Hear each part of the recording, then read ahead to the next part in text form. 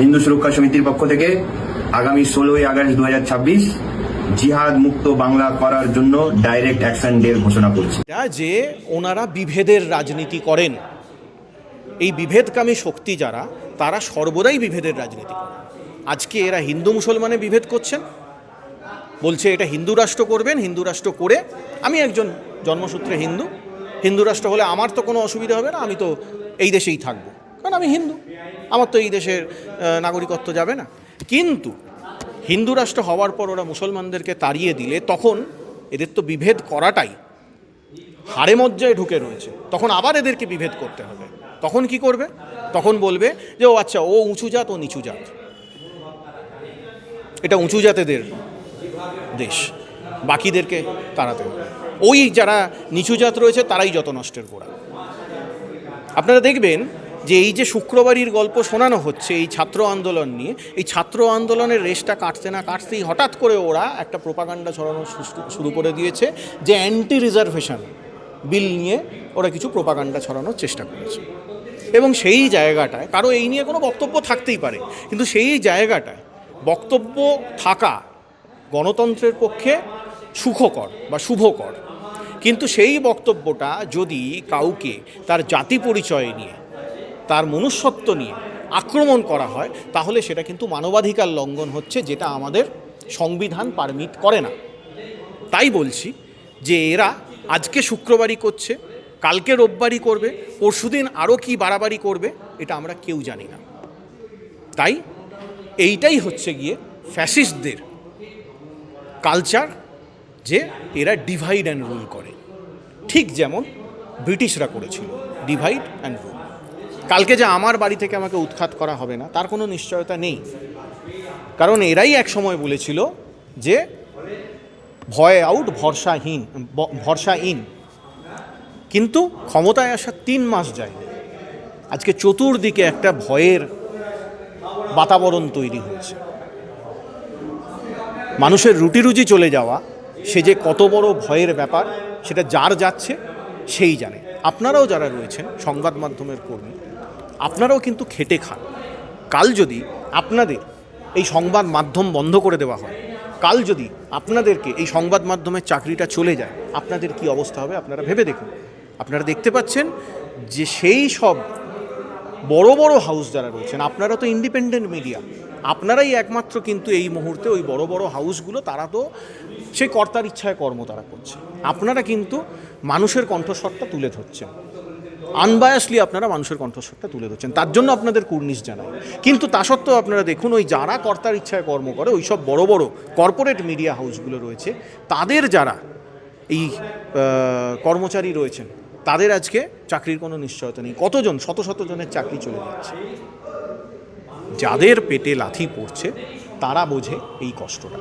হলে কি ওনাদের কথা অনুযায়ী, ওনাদের অ্যাক্টিভিটি অনুযায়ী, তাহলে কি আমাদেরকে ভেবে নিতে হবে যে 45% ভোট পেয়ে ওনারা ক্ষমতায় এসেছেন, বাকি ওনাদের বিরুদ্ধে ভোট গেছে 55%। এই 55% যারা রয়েছেন তারা এদের বিরোধী। এনারা যে কোনো দিন এনাদের বিরুদ্ধে কথা বলতে পারেন, গণতন্ত্রে সেই অধিকার দিয়েছে আমাদের সংবিধান। তাহলে কি এই 55% মানুষের সকলেই কি গুন্ডা? কাদের বিরুদ্ধে ওনারা এই আইনটা প্রয়োগ করতে চাইছেন? আসল ব্যাপারটা হচ্ছে এইটাই, যে এটা কিচ্ছু গুন্ডা দমন আইন নয়, এইটা হচ্ছে বিরোধিতার কণ্ঠস্বর দমন করার আইন। যারা ফ্যাসিস্ট হয়ে থাকে তারা কোনো রকম কোনো বিরোধী কণ্ঠস্বর সহ্য করতে পারে না।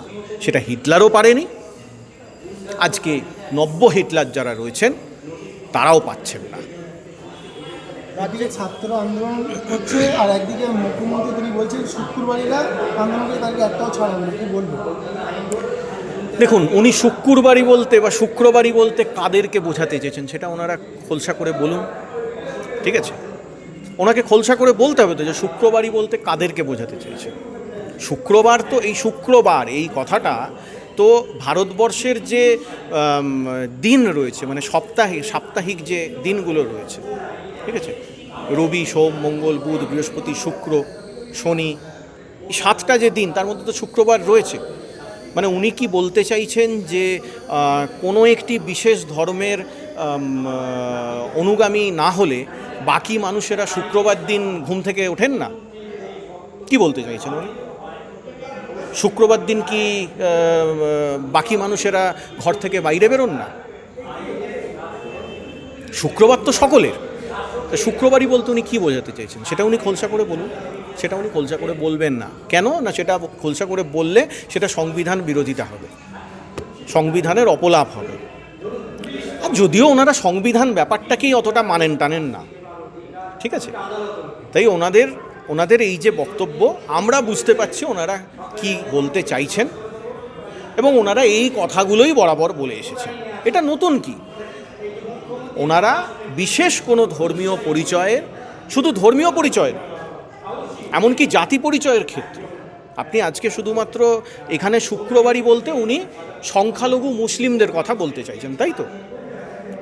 দুদিন পরে উনি বলতে পারেন রবিবারই, তখন সংখ্যালঘু হয়ে যাবে খ্রিশ্চানরা, কারণ উনি তো সংখ্যালঘুদের টার্গেট করছেন।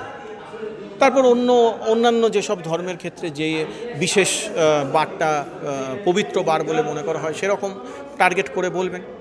ওনারা উত্তরপ্রদেশ বিহারেতে গিয়ে যারা হিন্দু ধর্মাবলম্বী কিন্তু তথাকথিত দলিত সম্প্রদায়ের মধ্যে পড়ে তাদেরকে টার্গেট করে কথা বলেন, ঠিক আছে? আসল ব্যাপারটা হচ্ছে এইটা, রাজ্য জুড়ে চলছে হকার উচ্ছেদ, এই হকার উচ্ছেদ কি বন্ধ হবে না? দেখুন, হকার উচ্ছেদ বন্ধ হবে না এই কথাটা খুব নৈরাশ্যজনক কথা। হকার উচ্ছেদ বন্ধ করতে হবে, আমাদের মূল কথাটাই আসতে হবে, হকার উচ্ছেদ বন্ধ করতে হবে। আমাদের পরিষ্কার দাবি সেটা হচ্ছে গিয়ে যে মানুষেরা সম্মানের সঙ্গে তাদের রুটি রুজি রোজগার করছে তাদেরকে সেই রুটি রুজি রোজগারের অধিকার থেকে বঞ্চিত করা যাবে। যদি আপনার মনে হয়ে থাকে যে কোনো অসুবিধে হচ্ছে, সেটা পথচারীদের অসুবিধে হতে পারে, সেটা প্রশাসনিক অসুবিধে হতে পারে, সেটা নগর উন্নয়নের অসুবিধে হতে পারে, যাই হোক অসুবিধে হতেই পারে, সেক্ষেত্রে সেই হকারদেরকে যথাযোগ্য পুনর্বাসনের ব্যবস্থা করা, তারপর হকার উচ্ছেদ হোক। যদি সেইটা করা হয়ে থাকে তবেই একমাত্র, তা না হলে আমরা এই হকার উচ্ছেদ তার তীব্র বিরোধিতা করছি এবং পথে নেমে আমরা বিরোধিতা করছি। কারণ ওই একই কথা, আজকে ওই রাস্তার হকারদেরকে উচ্ছেদ করা হচ্ছে, ওই রেল স্টেশনের হকারদেরকে উচ্ছেদ করা হচ্ছে, কালকে যে আমার দোকানটাকে ভাঙা হবে না, বলা হবে যে না তোমার তো একটা ছোট দোকান রয়েছে, ঠিক আছে, ওই জায়গায় একটা বড় শপিং মল হবে, তোমার দোকানটাকে ওঠাতে হবে। আমরা সহনাগরিক হিসাবে সেই সমস্ত হকার ভাইয়েদের পাশে রয়েছি যাদের পেটে লাথি পড়ছে। অনেক বছর পরে তসলিমা নাসরিন আবারও বাংলায় ফিরে আসলে, গুন্ডা দমন আইন বিল পাস, এটা তো ওনারা সংখ্যাগরিষ্ঠতার জোরে পাস করেছেন।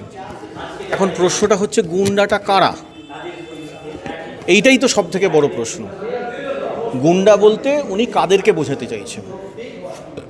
আজকে যারা আন্দোলনকারী রয়েছে তাদেরকে ওরা গুন্ডা বলে দাগিয়ে দিচ্ছেন কেন? তাহলে কি কোনো বিরোধী কণ্ঠস্বর থাকবে না? সরকারের বিরুদ্ধে কেউ কোনো কথা বলতে পারবে না? গুন্ডা বলতে আমরা কাদেরকে বুঝে থাকি এইটাই তো এখানে ক্লিয়ার নয়।